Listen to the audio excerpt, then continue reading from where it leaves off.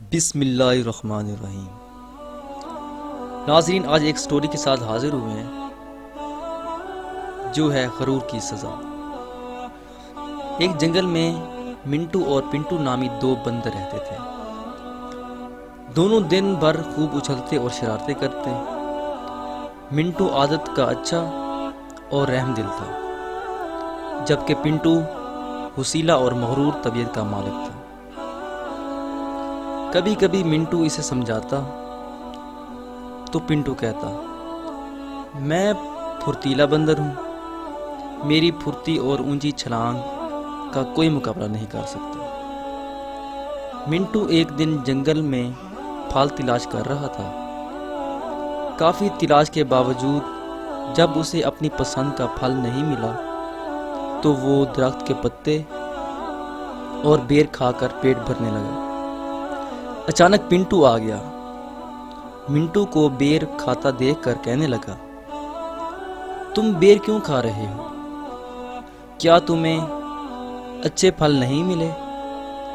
منٹو نے نفی میں سر ہلایا اور پنٹو بولا، چلو ہم جنگل کی دوسری جانب چلتے ہیں اور وہاں ہمیں اپنی پسند کے پھل ضرور ملیں گے۔ منٹو نے کہا، ہمارے بڑوں نے اس حصے میں جانے سے منع کیا ہے، وہاں اکثر شکاری گھومتے ہیں۔ پنٹو نے کہا، تم میرے ساتھ چلو، میں دیکھتا ہوں کیسے شکاری پکڑتے ہیں۔ منٹو مجبور ہو کر پنٹو کے ساتھ چل پڑا۔ جنگل کے اس حصے میں انہیں پھلوں سے لدے ہوئے درخت ملے۔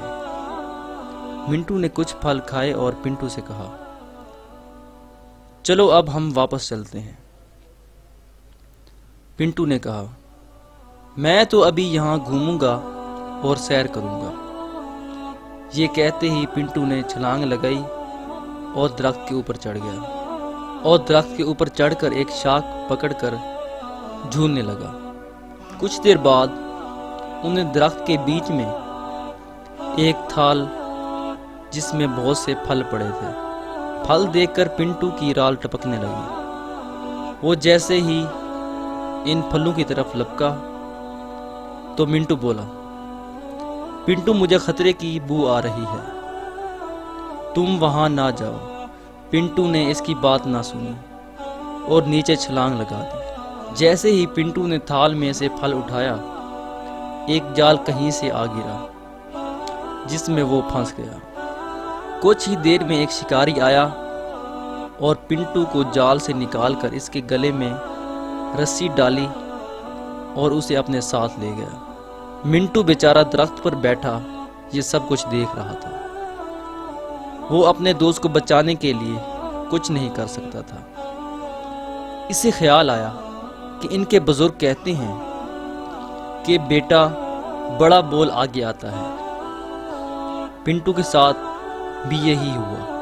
وہ اپنی پھرتی اور چالاکی پر غرور کرتا تھا، لیکن وہ آگ اس کی کچھ کام نہ آئی۔ جی ناظرین، تو یہ تھی آج کی ایک سٹوری۔